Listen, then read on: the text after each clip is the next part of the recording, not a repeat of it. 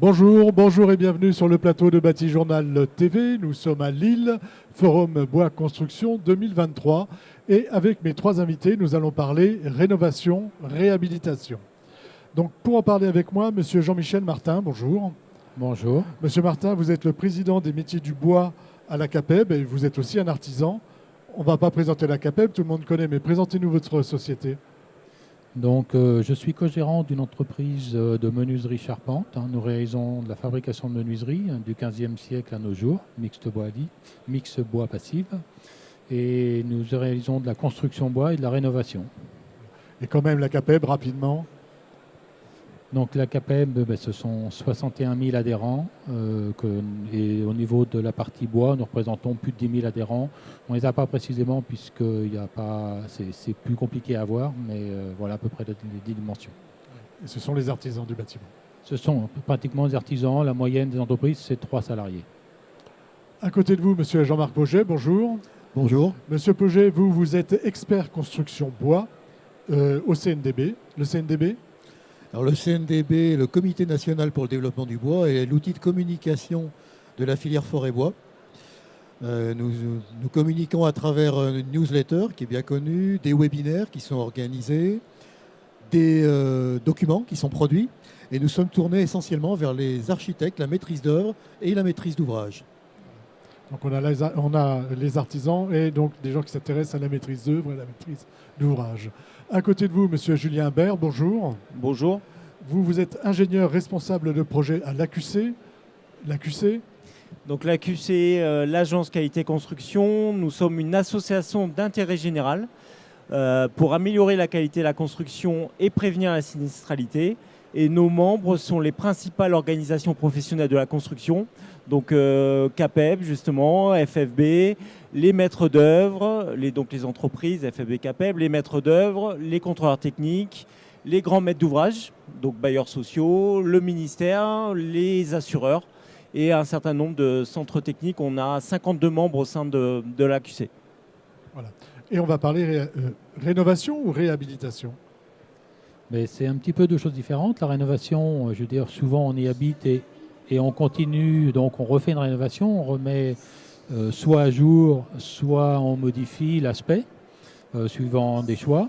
Alors que la réhabilitation, ça peut être un bâtiment qu'on réhabilite en maison, ça peut être une ancienne maison qui n'est pas habitée depuis X années et qu'on réhabilite pour pouvoir qu'elle soit réhabilitée, qu'elle soit habitée. Voilà, qu'elle soit habitée, réhabilitée. Alors, en rénovation, on sait aujourd'hui que c'est un des principaux enjeux, on va dire, pour la transition écologique, mais pas que, aussi pour que les gens vivent bien chez eux. On fait des rénovations par geste ou est-ce qu'on fait des rénovations globales ? Alors, depuis quelques années, il a été aidé les rénovations par geste. Aujourd'hui, on parle de rénovation globale, mais on ne doit pas les opposer puisque on a besoin des deux, c'est-à-dire tous les gens n'ont pas les moyens de tout faire d'un seul coup. Donc la rénovation globale automatiquement obligerait de tout faire d'un seul coup et dans ce cas-là, c'est pas faisable. Donc soit on ferait quelque chose de pas bien et c'est dommageable aussi. Donc ce serait plus facile de parler d'un parcours de rénovation, c'est-à-dire qu'on prévoit une rénovation globale dans son esprit, dans sa technique, et après on la fait par secteur pour que ça puisse à la fin avoir quelque chose de performant mais de réalisable. Performant et réalisable. Et l'idée, c'est de pouvoir embarquer tout le monde. Donc, on fait du geste ou du global, mais c'est pour arriver de toute façon au global à la fin. Exact. Le parcours, c'est ça. C'est d'arriver au global à la fin et surtout bien conçu depuis le début. À l'AQC, on milite pourquoi ? Pour le geste, pour le global ? C'est un débat actuellement sur... Alors, nous, l'objectif, c'est vraiment de maîtriser l'ensemble des styles de construction, rénovation par geste, rénovation globale. Aujourd'hui, c'est vrai que l'État pousse de plus en plus pour de la rénovation globale, mais je pense que c'est encore essentiel de conserver de la rénovation par geste, puisqu'il y a quand même des contraintes de coûts et parfois des contraintes techniques. On ne peut pas rénover globalement l'ensemble des constructions qui en ont besoin. Nous, ce qu'on souhaite, surtout quand on parle de construction biosourcée, c'est de maîtriser finalement l'innovation, puisqu'on est encore souvent sur de l'innovation, de la construction bois.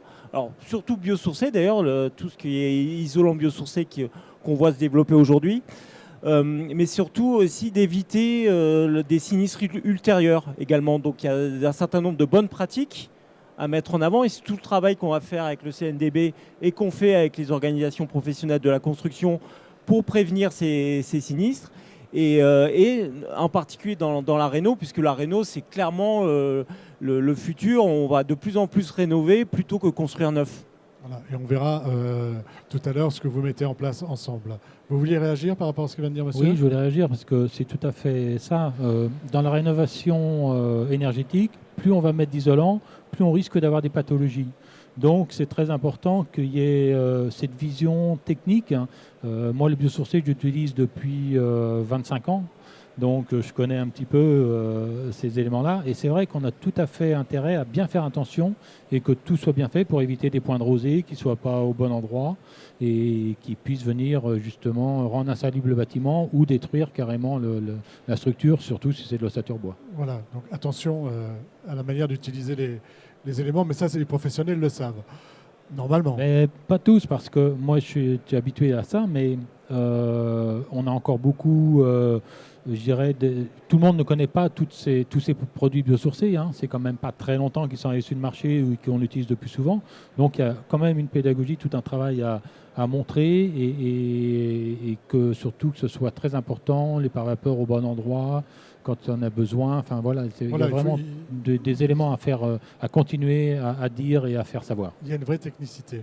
Sur la manière dont les artisans travaillent aujourd'hui, vous travaillez en groupement. Un peu plus qu'auparavant peut-être, ou j'allais dire vous l'avez toujours fait, mais aujourd'hui il y a des groupements un peu informels qui se mettent en place. Expliquez-nous un petit peu, enfin sur lesquels vous poussez, hein. Expliquez-nous pourquoi sur le secteur particulier de la rénovation. Alors, justement, l'offre globale nous oblige à travailler tous les corps d'État ensemble. Donc, au niveau de la CAPEB, on a créé un GME 3 clics qu'on appelle. Donc c'est un GME qui se fait, c'est-à-dire c'est un groupement qui se fait à partir de... GME, ça veut dire groupement momentané d'entreprise. D'accord. Pardon. Groupement momentané d'entreprise. Donc ce GME, c'est pour pouvoir un chantier le faire avec telle équipe, un autre chantier avec une autre équipe. Et le but de ce petit logiciel, je dirais que c'est informatisé, c'est une robotisation informatique qui nous permet de faire le GME en 3 clics. C'est pour ça qu'on dit en 3 clics, c'est parce qu'on le fait en informatique. On rentre les coordonnées de toutes les entreprises et automatiquement, ça vient, je dirais, sécuriser un peu l'entreprise, beaucoup plus l'entreprise. Mais il nous manque quand même derrière tout ça, c'est que si le particulier nous demande d'être solidaire, là, on n'a pas cette possibilité-là. Et donc aujourd'hui, on demande à l'État, est-ce qu'ils viennent nous aider à finir de mettre en place ce côté solidaire pour que notre GME puisse vraiment fonctionner pour tous les cas de figure. Concrètement, je suis particulier, je m'engage dans une rénovation, je dois changer mon système de chauffage et puis en même temps, je voudrais faire de l'isolation et changer mes fenêtres. Je m'adresse à une seule personne et vous vous mettez en groupement et vous me proposez quelque chose ? Oui, c'est ça. C'est-à-dire que dans ce groupement, dans ce GME, il y aura une personne qui sera là, qui sera l'interlocuteur du client. Et puis les autres viendront apporter leur devis, leur savoir-faire. Mais cette personne qui est l'interlocutrice, l'interlocuteur, ne doit pas être plus soumis au risque que les autres, Donc c'est là aujourd'hui où ce GME a ces capacités-là, sauf dans le cas où le client refuse, voudrait une solidarité complète. Voilà, et c'est là où ça se complique un petit peu. Qu'est-ce qu'il faudrait pour un soutien de l'État, des assureurs, je pense que les assureurs sont automatiquement dans la boucle, il y a l'État, donc à ce moment-là c'est peut-être une loi ou quelque chose, je n'ai pas d'éléments précis, mais qu'on puisse au moins s'engager plus facilement pour qu'on puisse en créer davantage et qu'on puisse pouvoir faire beaucoup plus de rénovation globale et aller plus vite au niveau de l'artisanat, au niveau de nos entreprises. Parce que c'est une façon de massifier les opérations de rénovation. Oui, c'est ça. Le mot massifier, on n'est pas toujours d'accord, mais c'est une façon de pouvoir faire beaucoup plus de rénovation et bien sûr, tout à fait. Moi, je répète ce qu'on me dit. On me parle beaucoup de massification, je parle de massification. Allez-y. Oui, on parle beaucoup de massification, mais massification, c'est plein de choses, Donc ça veut tout dire et rien dire. C'est pour ça, Alors, je reviendrai vers vous à la fin de notre entretien et puis n'hésitez pas à réagir sur ce que vous allez entendre. On parlera d'un troisième volet assez innovant. Jean-Marc Pauget, qu'est-ce que vous êtes en train de mettre en place au CNDB sur justement la rénovation? Alors nous avons prévu d'éditer 2 documents pour cette année sur le thème de la réhabilitation avec le bois, bien entendu. Tout d'abord, un retour d'expérience, comme on en fait souvent au CNDB.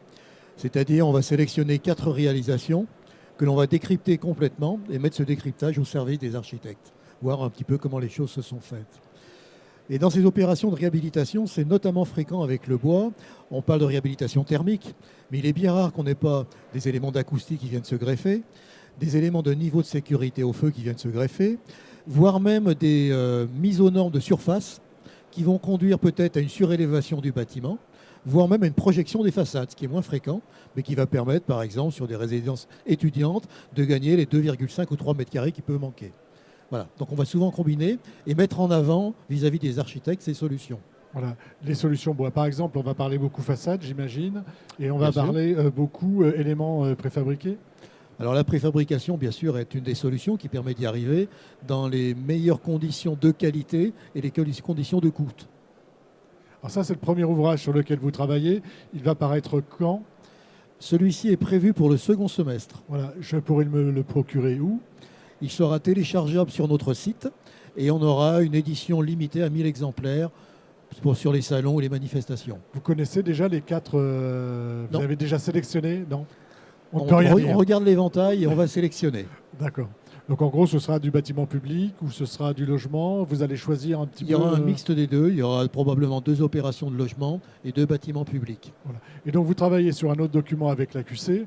De quoi s'agit-il? Et puis après, vous nous direz comment à l'AQC, comment vous intervenez sur ce projet. Alors ce second document s'inscrit dans la lignée des documents qu'on appelle BA Bois, qui sont téléchargeables sur le site du CNDB. Il répond un peu à votre préoccupation, qui est de dire qu'avant d'attaquer une réhabilitation, il faut vraiment faire un examen très précis du bâtiment, du bâti. Donc dans ce document, on va lister les points qui sont à vérifier avant de démarrer la réhabilitation et de faire les choix. Est-ce que c'est la même chose que l'audit?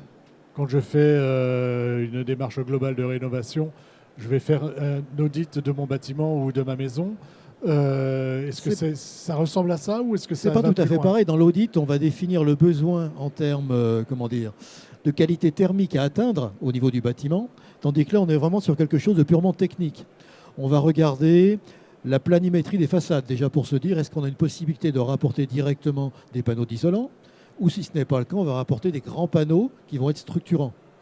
Si on ramène ces panneaux, il va falloir vérifier que ces panneaux puissent être portés par la façade. Est-ce qu'on a la capacité de porter à travers des chevilles ces fameux panneaux? Est-ce que les charges de fondation seront en capacité de reprendre ces efforts supplémentaires? On va regarder la salubrité du bâtiment. Si on a des remontées d'eau, bien évidemment, il va falloir les éliminer. Et on va regarder également les capacités de transfert de vapeur à l'intérieur de la maçonnerie. Alors quand on est sur des maçonneries habituelles, le béton, le parpaing, la brique, on les maîtrise assez bien. Quand on est sur des bâtiments plus anciens dans lesquels on va trouver de la pierre, du mâche-fer, c'est plus complexe. Et là, il faut vraiment faire une étude plus précise pour qu'on n'ait pas de point de condensation après coup. Quelle est la valeur ajoutée de l'AQC? Vous vouliez ajouter quelque chose? Je vous ai... Non? Sûr? La valeur ajoutée de... Qu'est-ce que vous apportez en fait à l'AQC? Nous, en fait, on a aussi un certain nombre de retours d'expérience en fait, via nos membres. On a aussi un certain nombre de retours des experts construction en fait, qui rencontrent des problématiques dans leur expertise dans le cadre des dommages ouvrages. Donc on a un certain nombre de points sensibles qui remontent via nos experts. Et donc nous, on va apporter en fait cette expertise, on va dire technico-assurantielle, avec aussi la mise en avant de points très spécifiques à traiter lors d'opérations de rénovation utilisant des biosourcés. Et donc voilà, le CNDB a proposé qu'on vienne être partenaire de ce travail et ça rentre complètement en fait dans notre travail de sensibilisation aux spécificités de la construction bois, encore une fois pour améliorer la qualité et puis pour prévenir les sinistres. On a parlé des problématiques d'humidité. On a quelques sinistres qui remontent, mais bon, c'est très à la marge. en termes d'humidité. Pour nous, la gestion de l'humidité est le point le plus essentiel à traiter, que ce soit en phase chantier ou lors de la vie du bâtiment. Et donc voilà, on vient apporter aussi cette expérience qu'on a avec nos membres, les entreprises, les maîtres d'œuvre, et puis les experts construction qui font partie intégrante des gens avec qui on travaille.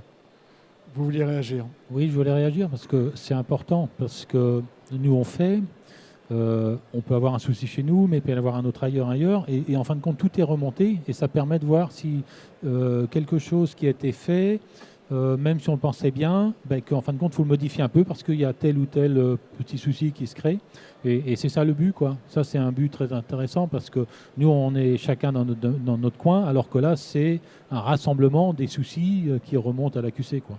D'une manière générale, vous êtes preneur de ce type d'informations? Ah bah oui, quand on peut avoir les éléments, ça nous fait grandir, nous.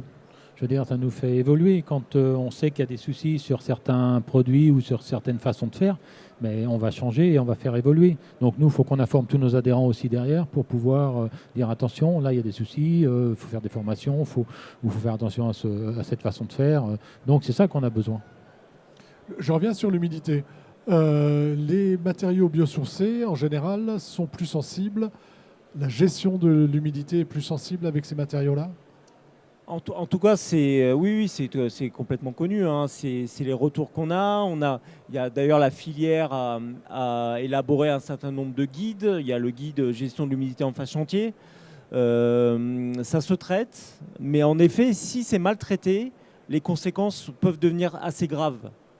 Donc voilà, c'est tout l'objet du travail qu'on peut faire nous avec nos membres et puis avec la filière bois, puisque là aujourd'hui on est au Forum Bois Construction. On est au Forum Bois Construction. C'est de prévenir ces sinistres, de mettre en avant les bonnes pratiques et de faire des recommandations pour éviter ce type de sinistre. Et donc pour éviter que le matériau biosourcé s'humidifie, que ce soit en phase chantier, s'il est mal stocké, s'il n'est pas protégé en phase stockage, s'il est recouvert alors qu'il est encore humide. C'est des cas qu'on a pu avoir. Et donc, on a pour cela un certain nombre de points de vigilance, de bonnes recommandations, de bonnes pratiques à mettre en avant. Et c'est tout l'objet des guides qui peuvent sortir et qui peuvent être publiés actuellement par la filière et par le CNDB en particulier ici. Il y aura d'autres sujets, j'imagine. Est-ce que le sujet feu sera traité? Oui, bien sûr. Enfin, il sera traité. Il sera expliqué ce qui est nécessaire de faire. Et c'est vrai qu'au niveau de la sécurité incendie, on est sur un domaine qui est un petit peu délicat, puisque la réglementation, quand on fait une réhabilitation, va nous demander d'être à minima au niveau antérieur de sécurité que l'on avait. Mais quand on fait une réhabilitation lourde, on s'approche du neuf. Et auquel cas, on risque de basculer dans la réglementation sécurité du neuf. Donc il y a une approche qui est assez délicate. D'autres sujets qui seront abordés dans ces opus? Il y a les sujets acoustiques aussi, c'est-à-dire l'acoustique est très spécifique. Il y a le sujet des basses fréquences dans une construction bois, donc il y a un traitement acoustique très particulier à faire pour la construction bois. Alors, j'ajouterais peut-être sur l'acoustique un cas qui est assez fréquent, c'est que quand on va réhabiliter un ouvrage, on va augmenter l'isolement acoustique par rapport au bruit extérieur. Et donc, de fait, on a les bruits émergents, ce qu'on appelle les bruits émergents. On va entendre ses voisins qu'on n'entendait pas. Voilà, problématique bien connue, mais qu'il faut toujours aborder aussi avec délicatesse et ne pas oublier. Mais ça, c'est pas simple à traiter. Non, mais ça veut dire qu'il faut l'aborder globalement sur le bâtiment. On ne peut pas réfléchir que sur les parois externes. Et encore une fois, on parlait de diagnostic, d'audit. Je pense qu'il est très important de travailler sur ces thématiques très en amont de la phase conception, d'avoir les bonnes entreprises, les bons maîtres d'œuvre. On parle d'acoustique sur les grosses réhabilitations. À mon avis, il faut un acousticien qui connaisse bien les problématiques, les spécificités de la construction bois. Voilà, donc c'est aussi ça qu'il faut qu'on mette en avant, traiter ces sujets le plus en amont possible dans la phase conception, particulièrement quand on est sur une grosse réhabilitation énergétique ou une grosse rénovation. Donc rappelez-nous quand on va trouver cet opus, j'allais dire dans le commerce, mais en tout cas sur le site. Alors sur le BA Bois, il sera disponible pour l'été sur notre site en téléchargement. Il s'appellera BA Bois. BA Bois et le titre exact, je ne l'ai plus derrière. Mais en tout cas, ça commence par BA Bois. Voilà, mais on en reparlera peut-être. et allez voir évidemment sur le site du CNDB. Je voudrais terminer avec une idée dont vous avez parlé tout à l'heure, qui serait celle de finalement faire quelque chose qui ressemblerait à un consuel après une rénovation. Et une rénovation, j'imagine, effectuée par un groupement d'entreprises. Pourquoi cette idée-là ? Pourquoi vous ajoutez peut-être une obligation alors qu'on sait que les entreprises, des fois, trouvent qu'il en a déjà beaucoup ? Alors, l'idée, c'est pas de rajouter une obligation. On l'a déjà de toute façon. Aujourd'hui, on a le RGE. Donc, sauf que l'idée, c'est, comme on a lancé déjà le RGE chantier, c'est de le faire de façon plus souvent. Et comme ça évite d'avoir... quand on a besoin d'un RGE, il faut qu'on fasse tant de chantiers par an de la même chose. Et quand on est une petite entreprise artisanale, eh bien, des fois, on va faire un chantier tous les 3 ans. Et à ce moment-là, on va perdre le RGE. Donc, l'idée, c'est d'avoir mis en place cet audit chantier. Mais ce qui est encore plus important, c'est que cet audit chantier, il pourrait avoir une vraie vérification sur le chantier, mais de façon aléatoire, comme on le fait avec le Consuel, c'est-à-dire un électricien. Il ne sait pas quelle maison il sera visité lors de sa demande de Consuel. Il peut en avoir 3 à suivre, et puis après, il peut en avoir 5 qui ne seront pas visités. Donc, il faut que toutes ces maisons elles soient toujours faites correctement. Donc là, l'idée, c'est de réaliser cette même chose, c'est-à-dire d'avoir des possibilités, avec le RGE chantier, c'est d'être aléatoirement regarder le chantier qui a été fait de façon aléatoire, contrôlée. Et puis, ce qui va permettre aussi, c'est de pouvoir peut-être, même sûrement, toutes les entreprises opportunistes qui le font et qui font visiter, qui donnent que quelques dossiers, alors qu'ils en font des centaines, eh bien là, ils ne sauront pas sur quel dossier ils seront visités. Donc, soit ils feront les travaux comme il faut, soit ils seront à ce moment-là plus audités, mais pas réceptionnés comme il faut. Voilà, l'idée, c'est de faire du contrôle aléatoire pour essayer de faire de la montée en qualité. Donc en même temps, tout à fait, le client sera encore mieux servi, il sera plus sûr derrière, puisqu'il sait qu'aléatoirement, son chantier sera peut-être contrôlé. Qu'est-ce que vous en pensez à l'AQC ? Enfin, je ne sais pas si vous connaissiez le Si, projet, si vous non, en aviez nous on déjà travaille, entendu parler. Calibat est un de nos membres, donc notamment Oui, bien Calibat qui est organisme de qualification RGE. Et donc nous on travaille complètement sur tout ce qui est RGE et vérification de la qualité des chantiers. On est en train de travailler avec eux pour essayer de faire des bases de données, des points problématiques qui remontent de ces différents audits RGE justement, pour ensuite, encore une fois, faire des recommandations pour éviter ces problématiques-là. Donc je pense que tout ce qui confère à la qualité de la construction, chantier par chantier, ou en tout cas pour toutes les entreprises RGE, tout ce qui est signe de qualité va dans le bon sens. Et donc nous, on est complètement favorable à ce type de système. Ben écoutez, messieurs, merci d'être venus sur le plateau de Bâti Journal nous parler de rénovation, de réhabilitation, un vaste sujet. On a évoqué quelques points avec vous. C'était très intéressant. Une émission à retrouver, donc, comme toutes celles que nous enregistrons ici sur le Forum Bois Construction, sur notre site internet batijournal.tv et puis également sur les sites de nos partenaires que sont Woodsurfer, le Forum Bois Construction et bien sûr France Bois Forêt. Merci à vous. Merci.